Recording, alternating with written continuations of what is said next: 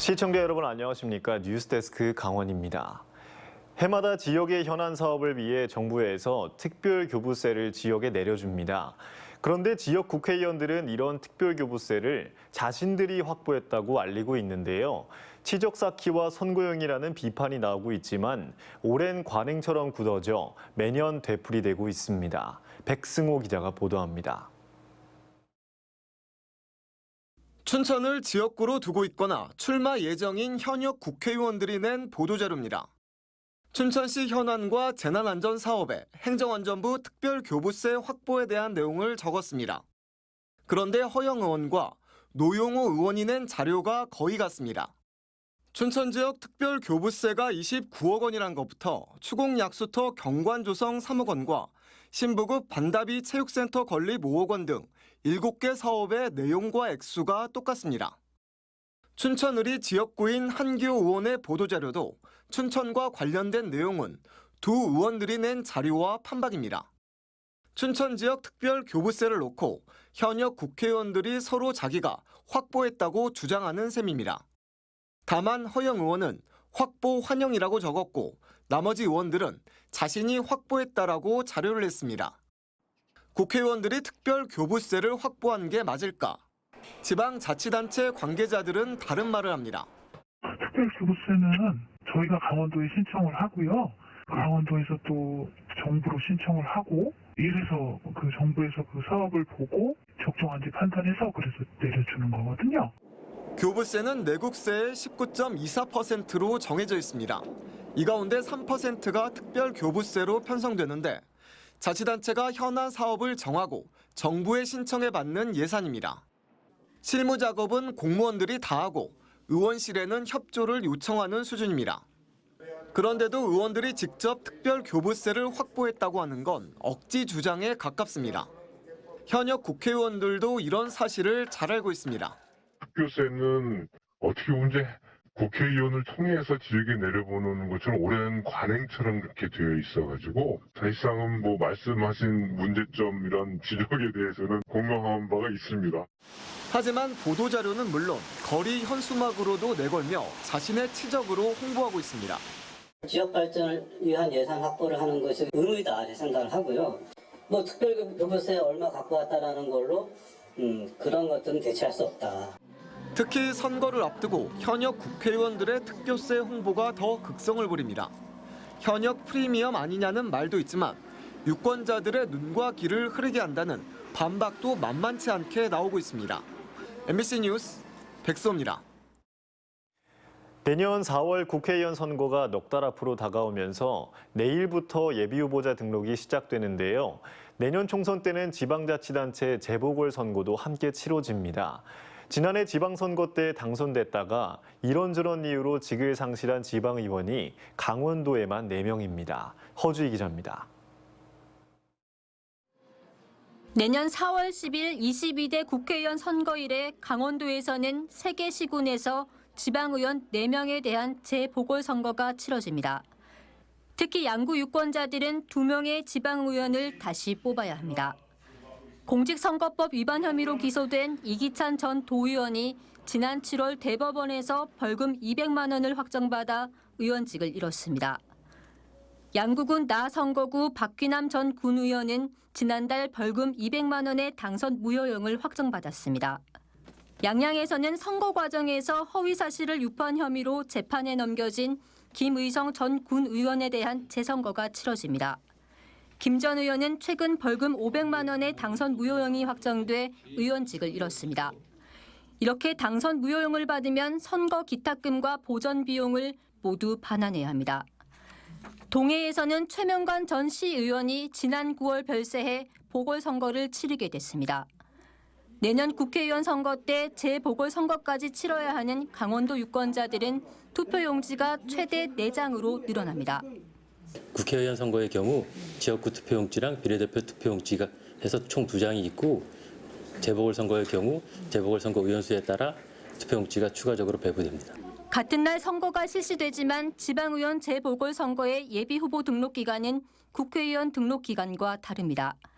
도의원과 시의원으로 출마할 경우 오는 29일부터, 군의원은 내년 1월 28일부터 예비후보 등록이 시작됩니다. 공직선거법에서 정한 방법으로 선거운동을 할 수 있는 예비후보 등록 기간이 속속 시작되면서 선거 열기가 달아오르고 있습니다. MBC 뉴스 허주입니다. 기밀 유지가 필요한 수사에 드는 경비를 특수활동비라고 하는데요. 대법원은 이런 특수활동비도 민감한 정보를 제외하고는 검찰이 공개해야 한다고 판결했습니다. 이에 따라 검찰은 특활비 내역을 공개했는데 경찰은 공개를 전면 거부하고 있습니다. 유주성 기자입니다. 지난 4월 대법원은 검찰을 상대로 특수활동비를 공개하라며 소송을 낸 언론사와 시민단체의 손을 들어줬습니다. 개인식별 정보를 제외한 특활비 집행 정보를 공개하라는 2심 판결을 대법원이 그대로 확정한 겁니다. 증빙 자료를 일부 누락해 꼼수 공개라는 비판을 받기는 했지만 검찰은 대법원 판결에 따라 특활비를 일단 공개했습니다.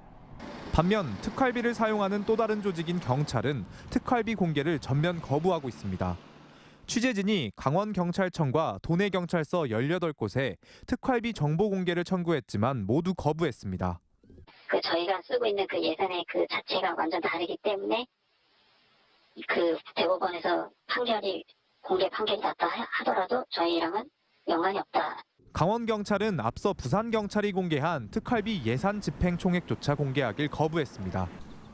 경찰 내부에서도 방침이 정리되지 않은 모습입니다. 부산에서 정부 예산이 그랬다라고 하면 그 내용에 대해서 한번 해보긴 해야 될 것 같은데 네. 그거까지는 잘 모르겠어요. 경찰이 정보 공개 청구를 거부하면서 특활비를 제대로 사용하고 있는지 검증할 방법은 사라졌습니다. 경찰 공무원 같은 경우에는 범법이라든지 하여튼 부정 사용에 대한 두려움, 생겨 견제 장치 이런 것들이 없으니까 전문가들도 검찰과 경찰의 특활비 사용 성격이 다르지 않은 만큼 경찰의 특활비 공개 거부가 위법성이 있다고 지적합니다. 경찰의 경우에서도 수사에 지장을 주지 않는 한도 내에서는 국민의 알 권리를 위해서 공개할 필요는 있다고 생각합니다. 정부가 긴축 재정 기조에도 내년 예산안에 경찰청 특활비를 올해와 같은 31억 6천만 원을 편성한 가운데 감시 없는 특활비가 제대로 사용될 수 있을지 우려가 나오고 있습니다. MBC 뉴스 유주성입니다. 고령 인구가 많은 강원 지역 지자체들은 홀몸 어르신을 돕기 위한 정책 개발에 힘쓰고 있습니다. 강릉시가 홀몸 어르신들의 공동체 문화활동을 지원하고 있는데 큰 호응을 얻고 있습니다. 보도에 이하라 기자입니다. 어르신들이 다음 주에 열리는 문화 행사에 참여하기 위해 공연 준비에 한창입니다. 언니들이 달라그라밖에 없는 오라버니가 어떤 옷을 입고 신는지 봐주셔야 됩니다. 무대 의상을 골라 입고 각자 맡은 부분을 불러봅니다. 아프신 분은 침 맞으러 오세요. 선생님은 어르신들이 집에 돌아가 곡을 연습할 수 있도록 목소리를 녹음해 파일로 만듭니다. 시내와 거리가 먼 농산 어촌 마을에서 공동체 문화 활동을 통해 어르신들이 관계를 맺고 서로가 서로의 가족이 되어주는 게 목적입니다. 지난해부터 주문진과 연곡, 구정 등 13곳에서 진행되고 있는데 일주일에 한 번 진행되는 이 프로그램이 홀몸 어르신들의 일상을 변화시켰습니다. 프로그램이 끝나면 서로 집에 가서 보금자리를 살펴주고 도란도란 일상 이야기도 나눕니다. 복지사에 복지 프로그램이 없어도 어르신들이 자연스레 가정 방문 돌봄을 실천하는 겁니다. 재밌고 말고 하지 재밌고 말고지 그까지 10원짜리 핫해 뭐해. 그래가지고 우리들한테 도움도 많이 주고 맛있는 것도 많이 사다 주고 잘 먹고 잘 지내요. 고령 인구가 증가하면서 지자체마다 앞다퉈 관련 정책을 펴고 있지만 어르신들의 자존감을 높이는 데 도움될 만한 활동은 많지 않은 상황. 강릉시의 마을 문화를 디자인하다 프로그램은 어르신들을 도움을 받기만 하는 존재에서 서로가 서로에게 도움을 주고 마을 문화를 창조하는 존재로 조금씩 바꾸고 있습니다. 웃으면서 동시에 저희한테 적극적으로 의견을 말하기 시작하셨어요. 이것도 하고 싶다, 저것도 하고 싶다, 아니면 이거 할 때 우리 조금만 이렇게 해보자라고 하는 의견도 얘기해 주셔서 그것도 너무 좋고. 강원도에 사는 4명 중 1명은 65세 이상의 고령 인구. 15년 후에는 강원 인구 절반이 고령 인구가 될 것으로 예측되는 만큼 소외되거나 고립되는 어르신이 생기지 않도록 정책 개발에 머리를 맞대야 할 때입니다. MBC 뉴스 이하라입니다.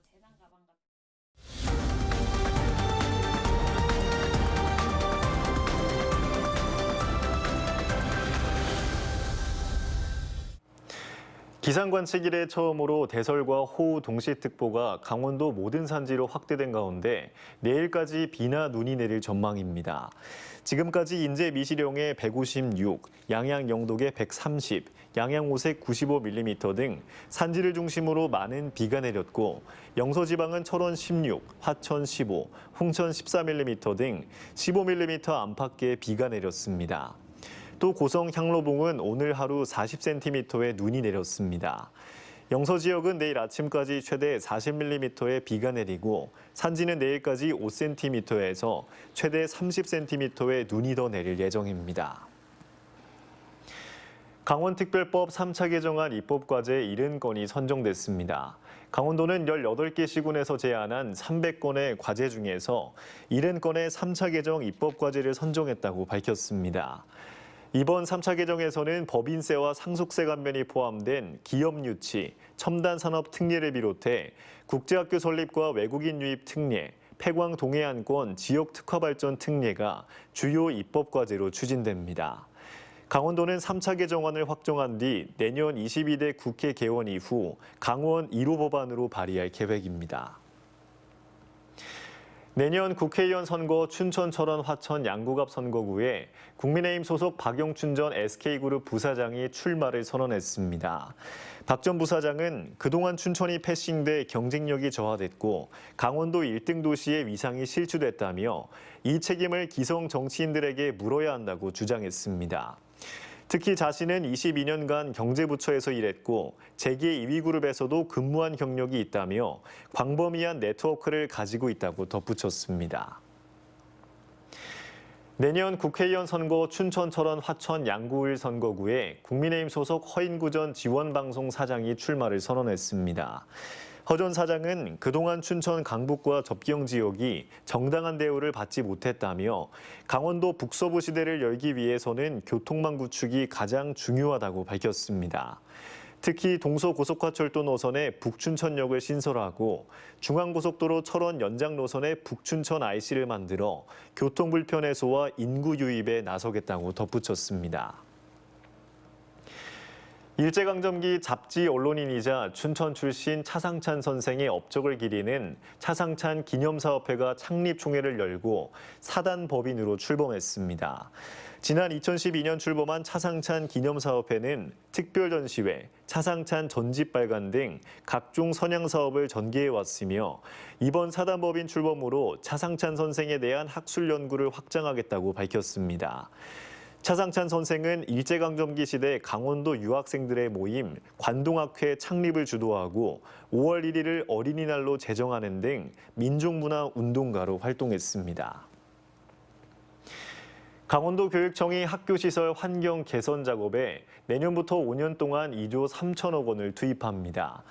지어진 지 40년 이상 된 노후학교 시설은 10년 뒤인 2033년까지 절반 이상 보수하고 내진 보강과 화재 예방시설 설치 작업도 병행합니다. 또 수선 주기가 지난 노후 냉난방기와 화장실을 개선하는 데 5년 동안 6천억 원을 쓸 계획입니다. 강원도 교육청은 학령 인구는 감소하고 노후 시설은 증가하는 현실에서 지속 가능한 학교 환경 조성을 위해 5개년 계획을 세우게 됐다고 밝혔습니다. 중학교 3학년 학생을 대상으로 한 일반고 입학 원서 접수가 오늘부터 4일 동안 진행됩니다. 강원도 내 일반고는 78개로 올해는 농어촌 자율학교로 지정된 강원 외국어고에서도 신입생 125명을 선발하며 합격자는 오는 15일 발표합니다. 강원도 교육청은 원서 접수에 차질이 없도록 원서관리 시스템 점검을 마쳤다고 밝혔습니다. 홍천 지역 버스 정보 시스템 구축 작업이 마무리 단계에 접어들었습니다. 홍천구는 오늘부터 버스 정보 시스템을 시범 운영한 뒤 내년 1월 정식 운영을 시작한다고 밝혔습니다. 버스 정보 시스템에는 버스 경로와 실시간 버스 도착 예정 시간 등을 안내합니다. 전광판은 홍천군 42개 버스 정류장에 설치되는데 올해 22곳이 먼저 설치됩니다. 화천군이 국민들의 동아리 활동을 통한 평생학습을 지원합니다. 5명 이상 모여 동아리를 만들고 매달 2번 이상 정기적으로 활동을 하면 강사비를 최대 80%까지 지원합니다. 지원 신청은 오는 20일까지 화천군청 교육복지과에서 받고 지원 기간은 내년 1월 15일부터 48주 동안입니다. 지금까지 뉴스데스크 강원이었습니다. 시청해주신 여러분 고맙습니다.